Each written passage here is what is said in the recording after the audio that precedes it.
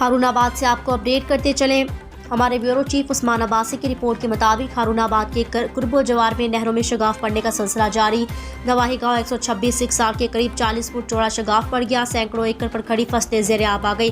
हारूनाबाद के करीबी गांव 25 3R के करीब भी गुज़िश्ता रोज़ 80 फुट चौड़ा शगाफ पड़ गया, जिसके बाद सैकड़ों एकड़ पर खड़ी गंदम, सरसों और चारा जात की फसलें ज़ेर आब आ गई, जिसको महकमा इनहार के अमला ने कई घंटों के बाद पुर किया। आज नवाही गांव 126 सिक्सार के करीब नहर सिक्सार में 40 फुट चौड़ा शगाफ पड़ गया, जिसके बायस करीबी रकबा के सैकड़ों एकड़ पर खड़ी फसलें ज़ेर आब आने का खदशा।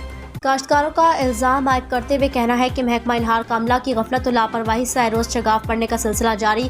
आला हुकाम टेलीफोन नोटिस ले महकमा इनहार का अमला की गफलत और लापरवाही के मुर्तकिब एहलकारों के खिलाफ सख्त से सख्त कार्रवाई करें।